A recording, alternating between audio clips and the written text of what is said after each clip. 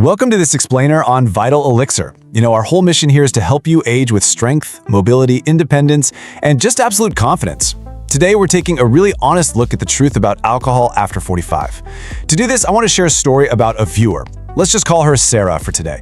As Sarah navigated midlife, her body went through some completely natural, remarkable changes. And understanding these changes, well, it isn't about restriction at all, it's about empowerment. So let's dive right in and look at what the science is actually telling us about that evening pour. For Sarah, the struggle started with a super familiar routine. She'd pour herself one, quote-unquote, healthy glass of wine with dinner. She'd fall asleep just fine, but then, like clockwork, her eyes would snap open. It's 3 a.m. Her heart might be racing a little bit, her mind is completely buzzing, and she's just wide awake. It's a deeply frustrating experience. And honestly, if you've been wondering why this keeps happening after just one seemingly harmless drink, you're absolutely not alone. There's actually a very specific biological reason for this frustrating before moment, and we're going to solve that mystery together today. Like so many of us, Sarah had essentially been handed what we could call the healthy permission slip, right? We've all been told about the French paradox and how a daily glass of red wine is supposedly, great for our hearts. For Sarah, and really for so many of us navigating the everyday stresses of midlife, that nightly glass became a trusted, totally culturally approved coping mechanism, just to unwind. She genuinely thought she was doing her body a favor. But then, the scientific consensus reached a massive turning point. In 2023, the World Health Organization made a stunning declaration, stating unequivocally that no level of alcohol consumption is safe for our health. The Lancet also published this massive global study, basically confirming that the safest level of drinking is actually 0. Now, exploring this data, it's not about fear-mongering, not at all. It's just about looking at the biology together so we can understand what's really happening inside our bodies and make the most informed choices for our own independence and well-being. If you or Sarah notice that you just don't bounce back from a drink the way you used to in your 20s, I want you to hear this loud and clear. It is absolutely not a lack of willpower. It is a completely natural biological shift that happens in our bodies after age 45. When we look at processing alcohol at age 25 versus age 55 and beyond, the National Institute on Alcohol Abuse and Alcoholism notes 3 major changes. First, our liver mass naturally decreases by about 20 to 30%. Fewer liver cells just means slower processing. Second, our body's overall water content naturally goes down as we age, meaning the exact same amount of alcohol becomes much more highly concentrated in your bloodstream. And third, our production of ADH, that's the enzyme that breaks down alcohol, it steadily declines. So frankly, that one drink is just a much larger biological burden now. And this naturally connects directly to that 3 a.m. wake-up call Sarah was experiencing. Let's talk about sleep architecture. You see, alcohol is a sedative. It's not a sleep aid. Sure, it might knock you out initially, but it actively suppresses your REM sleep. REM is that critical, deeply restorative phase where your brain clears out metabolic waste, kind of like taking out the trash, and consolidates your memories. By suppressing this, alcohol literally fragments your sleep architecture and prevents your brain from doing its essential nightly maintenance. Let's just map out Sarah's timeline to understand how this works in real time. At 8 p.m., she has that glass of wine. By 10 p.m., the sedative effect makes her drowsy. But as her aging liver slowly metabolizes that alcohol, which happens at about 1 drink per hour, by the way, her body experiences this massive rebound effect. By 3 a.m., her brain triggers a sudden surge of cortisol and adrenaline, and that is exactly why she jolts awake feeling anxious and on high alert. It's a direct chemical reaction, not just some random coincidence. Beyond sleep, we really have to look at our hormones, which, let's face it, are already shifting in midlife. For women, research associates alcohol with increased circulating estrogen, which is linked to a 7 to 10% higher risk of breast cancer even at just 1 drink a day. For men, alcohol can suppress testosterone, which may accelerate the loss of muscle mass and daily energy. And for both men and women across the board, alcohol spikes cortisol. That's the stress hormone that contributes to daily anxiety and, unfortunately, the accumulation of stubborn belly fat. We also have to talk about staying mentally sharp, which I know is a huge priority for our Vital Elixir community. A massive 2022 study from the University of Pennsylvania analyzed brain scans of over 36,000 adults. And what they found was pretty surprising. Even moderate drinking, we're talking just 1 to 2 drinks a day, was associated with measurable reductions in both gray and white matter in the brain.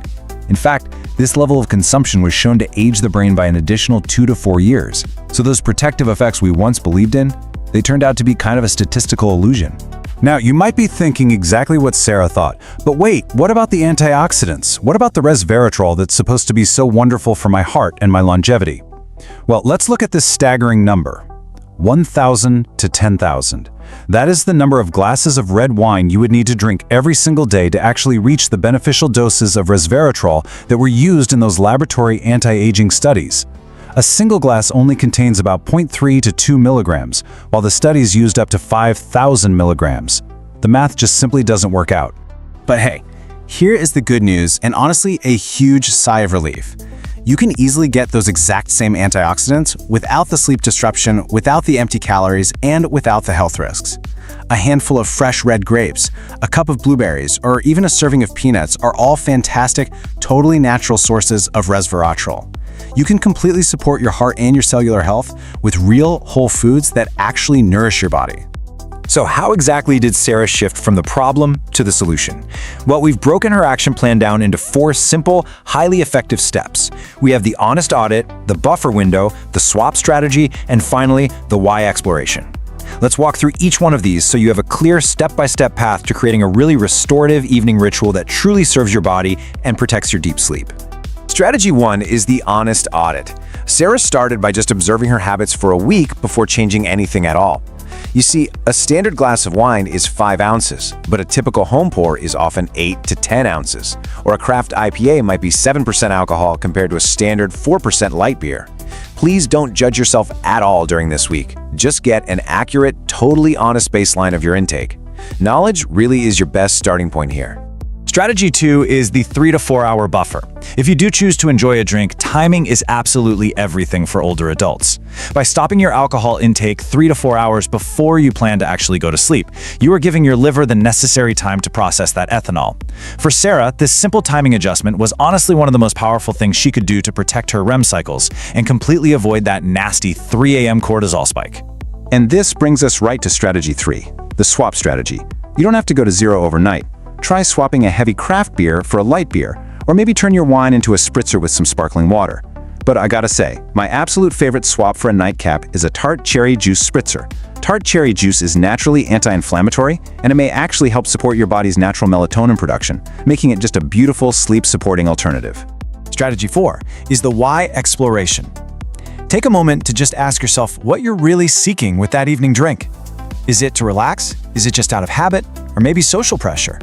For Sarah, breaking that autopilot loop was so freeing. She found that reading a good book or taking a warm bath gave her that exact same calm feeling, but without any of the biological drawbacks. When Sarah applied these adjustments, the transformation was just beautiful. She was waking up actually feeling restored and energized for her day. This isn't just about cutting something out. It's about keeping your brain sharper, supporting a better balance of your hormones, and feeling a calm sense of control over your daily habits. It is a really profound emotional and physical payoff that deeply supports your long-term independence. As always, I do want to gently remind you that the information in this explainer is for educational purposes only. It is so incredibly important to always consult your personal healthcare provider before making any significant changes to your health routines, especially if you take medications or are managing chronic conditions. They know your unique health story best. So, I want to leave you with this final, exciting thought. What is your new evening ritual going to be? I would absolutely love to hear from you. Did the whole resveratrol myth surprise you as much as it surprised me? Have you ever tried tart cherry juice? Please share your thoughts and your own healthy habits in the comments below. And hey, if you found this explainer helpful, please hit that like button and subscribe so we can continue learning and aging with strength and vitality together. See you next time. Thank you for your time. Subscribe for more health education. Like the video and share it to help others stay informed.